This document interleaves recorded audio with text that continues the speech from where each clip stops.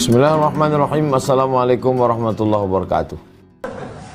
Bagaimana menasihati orang yang rajin ibadah, rajin ke masjid, tapi mereka lupa kepada anak dan istrinya saat bermaksiat. Pengajian rajin, ke masjid rajin, bini tak berjilbab. Suami yang tidak menyuruh istri berjilbab, dua kemungkinan. Pertama, dia tak tahu hukum kepala rumah tangga. Itulah pentingnya kursus perkahwinan. Buatkan nanti minta kursus pernikahan supaya laki-laki ini tahu tanggung jawab. Yang kedua, dia tahu tanggung jawab dia, tapi dia takut ke bininya. Takut ke bini ini tak ada obatnya. Kalau takut melawan Israel, itu bisa dimotivasi dengan ayat-ayat jihad. Ustadz, ini ada beberapa tentara mau ke Papua melawan OPM. Tolong Ustadz berikan motivasi. Saya duduk sama tentara.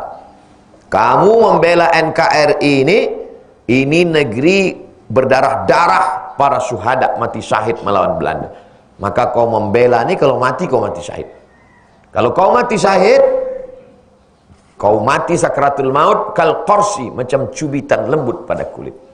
Kau tak kena azab kubur dan kau tidak dihisab di akhirat, langsung masuk surga. Semangat. Tapi orang yang takut ke bini tak bisa dimotivasi. Antum yang lajang ketawa jangan lepas sekali, karena antum belum juga tahu cuma nasib kalian. Jadi jangan mengejek orang yang takut bini, karena bisa jadi berbalik nanti ke kalian. Saya waktu di Malaysia itu ditanya haji itu waktu di rumah, Ustadz, macam mana orang yang takut bini? Saya bilang orang takut bini itu di akhirat nanti tidak kena azab kubur. Kenapa macam itu Ustadz? Sebab dia di dunia udah terlampau kena azab. Kata malaikat, yang ini tak usah kita azab lagi. Udah azab betul di dunia.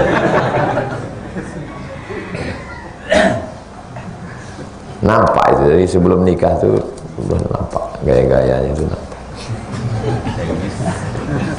Jemput bang, sekarang depan UIN. Nah, gitu. Hati lah. Siap lah kalian. Cuman masalahnya laki-laki ini mengalami ketakutan luar biasa. Laki-laki ini takut dia kehilangan perempuan. Itulah yang membuat perempuan itu merasa lebih. Jadi kalian kalau meminang orang, jangan tunjukkan kalian takut. Aku meminang kau supaya kau bisa jadi ibu untuk anak-anakku, supaya anak-anakku soleh. Aku beginilah orangnya, tamat dari UIN, kerja pun belum beberapa mapan. Aku dari Lancang Kuning, aku dari UIR, aku dari UNRI. Kalau kau mau hidup bersama, kita jalan. Kalau kau tak mau, 1000 di belakang siap. Gitu. Jangan di awal tuh kalian udah banting harga. Kaulah satu-satunya deh. Kalau kau tak menerima, abang sama siapa? Tidak lah.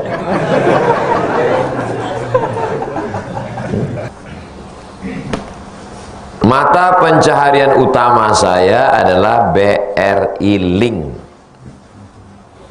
Apakah BRI Link termasuk riba? Wama adraka ma BRI Link. Apa BRI Link kok? Ada yang bisa menjelaskan apa BRI Link?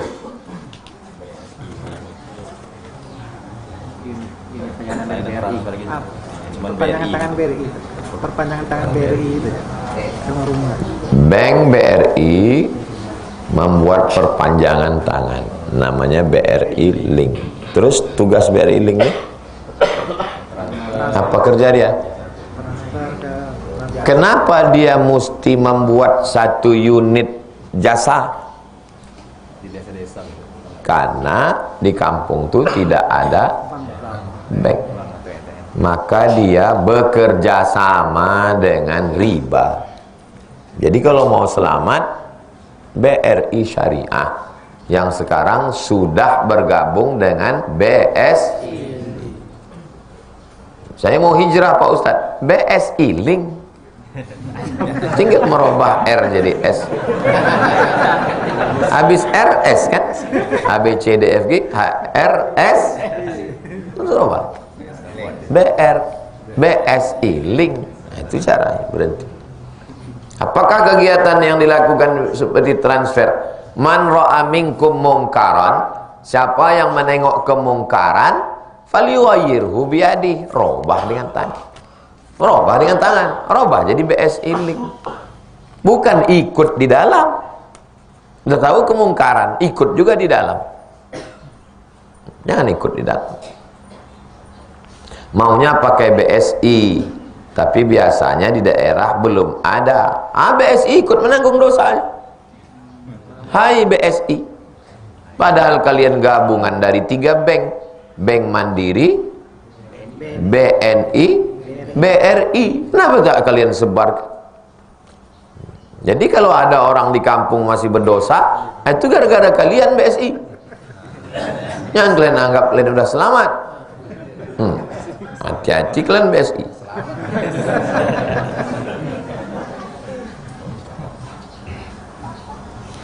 Apakah boleh mengqadha salat Jumat dengan salat asar? Mungkin maksud dia bukan mengqadha, menjamak. Menjamak. Menurut mazhab Hambali tak boleh menjamak salat Jumat dengan salat asar. Kenapa tak boleh? Karena salat Jumat ibadatun mustaqillah, ibadah yang berdiri sendiri.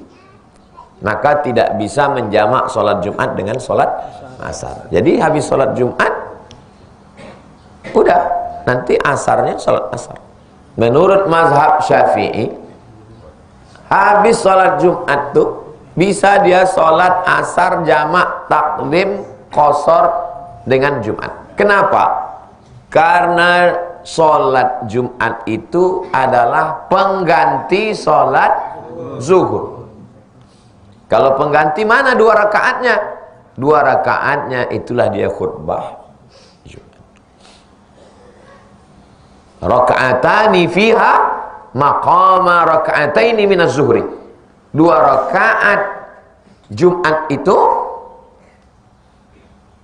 khutbatani fiha, 2 khutbah di Jumat itu maqama raka'ataini minaz zuhri, menggantikan 2 rakaat zuhur.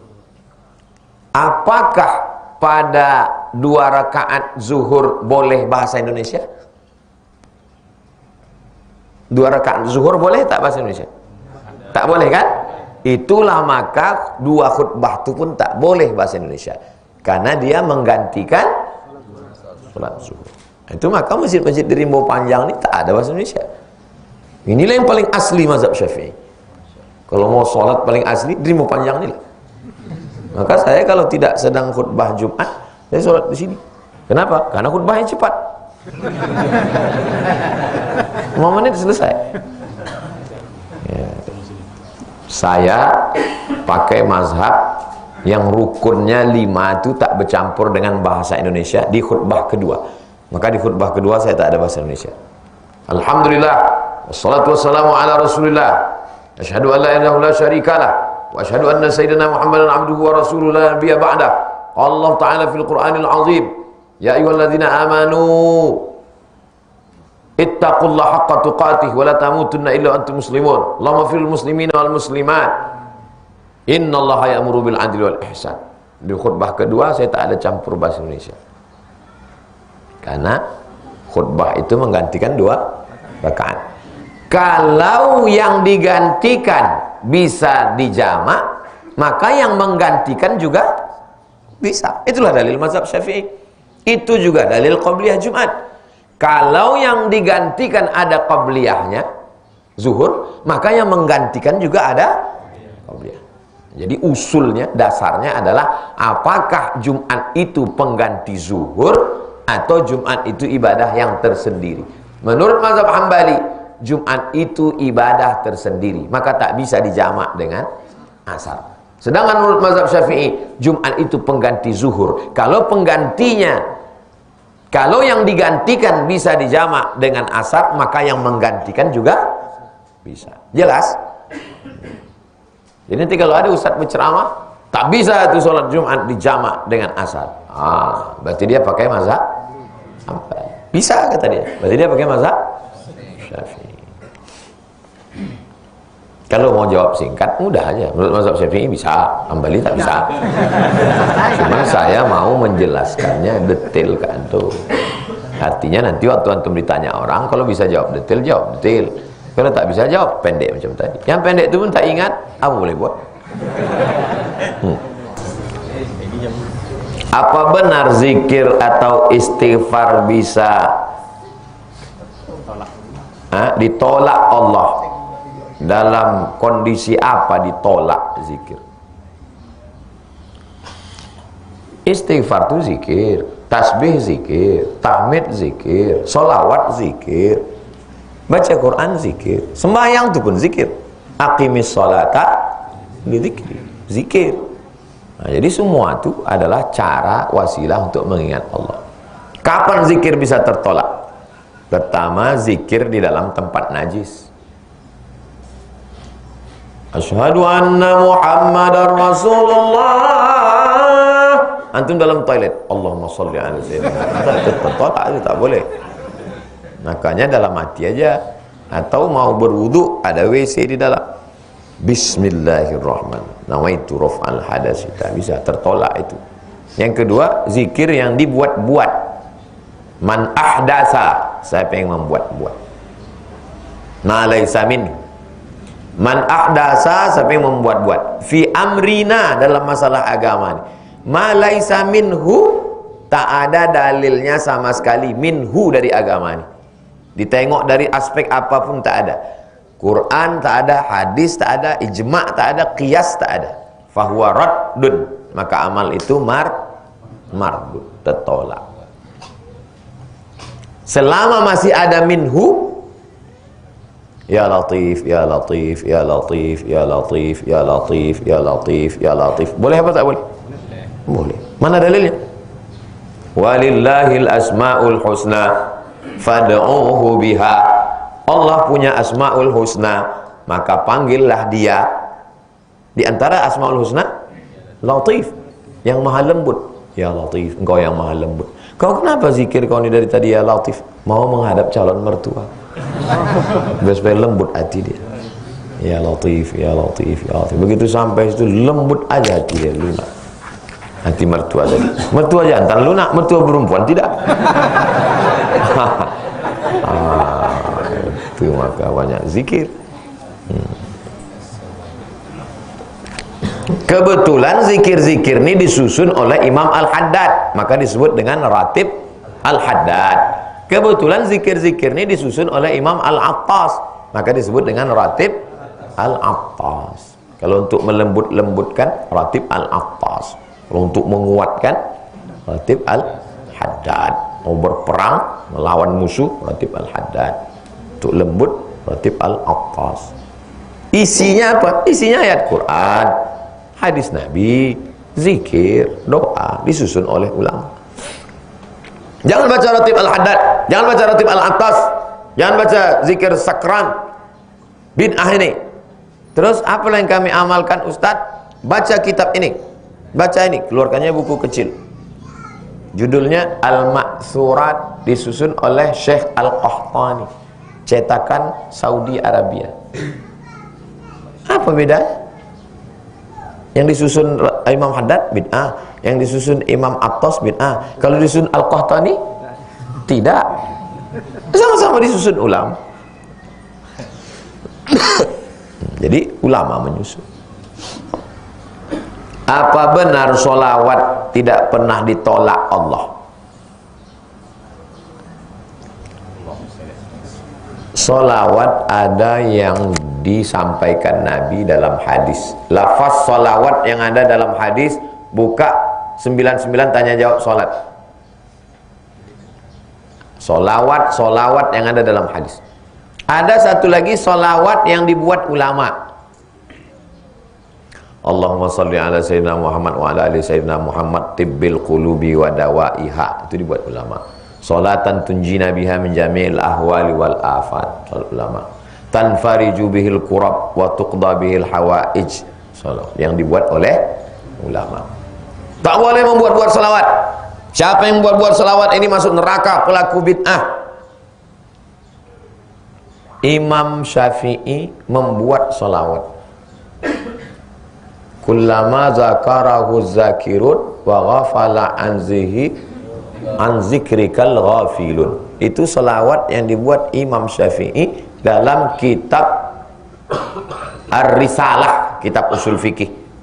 Pas di dalam itu ada dia. Bermimpilah seorang ulama berjumpa sama Imam Syafi'i. Imam Syafi'i, apa balasan Allah untuk engkau? Kata Imam Syafi'i, Allah masukkan aku ke dalam surga.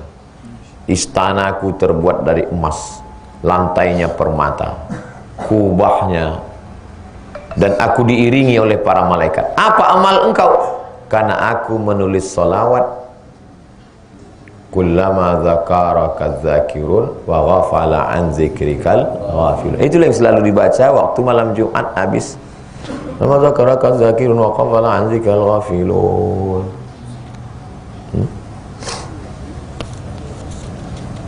Siapa yang buat selawat bid'ah? Tapi Imam Syafi'i ada. Imam Syafi'i boleh. Apa hukum minta pelaris kepada dukun kampung?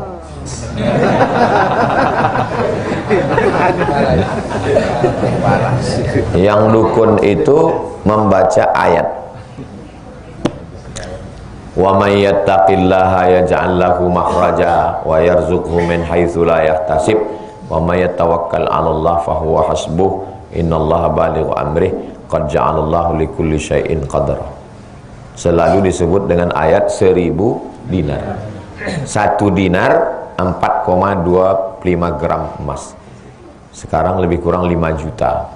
Berarti kalau 1000 dinar 5 miliar. Waktu diamalkan orang itu diberi Allah dia rezeki dari yang tak disangka-sangka. Apakah boleh membaca ayat tertentu dengan mengharapkan balasan tertentu? Boleh. Mana dalilnya? Dalilnya bertawassul dengan amal soleh. Amal soleh apa? Membaca kalam Allah. Nanti masuk toko pagi baca Fatihah sekali, Qul huwallah 3 kali, Qul falaq sekali, Qul binnas sekali, solawat supaya dijauhkan dari gangguan jin-jin setan, supaya dibukakan Allah pintu rezeki. Boleh, tak salah. Tapi dia dukun Pak Ustaz. Mungkin dia ini dukun syariah.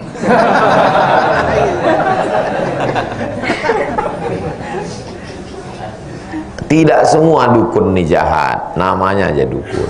Contohnya dukun yang baik, dukun beranak, dukun sunat. Dukun sunat itu mana pakai? Tapi kata dukun itu memang sudah konotasinya jelek. Jadi coba belajar bahasa lagi. Kalau udah disebut dukun, tapi tidak semua. Dukun beranak, dukun sunat, dukun tukang khitan itu disebut juga dukun. Yang tak boleh itu dukun yang berkawan sama jin, kayak mantra-mantra, dukun santet, manggil hantu. Belajar lagi bahasa. Di samping itu ada juga syarat-syarat. Ini tak betul. Harus mondar-mandir dulu ke sana kemari, ke kiri. Itu jinnya itu menyuruh. Harus diambil diambil lidah terenggiling. Lidah terenggiling itu kalau dibukanya mulutnya begini, maka berdatangan semut-semut. Maka dikeringkan lidah terenggiling itu, digantungkan di atas toko. Sebagaimana lidah terenggiling itu berdatangan semut, begitulah pembeli itu datang ke toko itu. Itu sihir itu. Sama juga kalau benci sama orang, diambil tulang pukang. Pukang itu kan malu sama orang, tak berani. Sebagaimana malunya pukang ini, begitulah budak ni malu mau kenalan sama orang. Antum pinang anak gadis orang, Dia tak mau. Antum sakit hati, antum santet dia pakai tulang pukang. Sesudah disantet pakai tulang pukang tu malulah dia macam pukang. Malu kenalan sama orang, malu keluar rumah, akhirnya sampai tua tak berlaki. Itu sihir, setan punya kerja. Diambil air mandi orang mati, disiramkan ke depan warung orang. Sebagaimana orang benci menengok kubur, takut begitu orang takut belanja kubur. Itu syarat-syarat itu yang mengasihnya setan. Paham itu kan? Ditariknya korelasi itu. Kita kalau berdoa tak pakai tulang pukang, tak pakai air orang mati, tak pakai lidah terenggiling, cukup pakai lidah multi level marketing.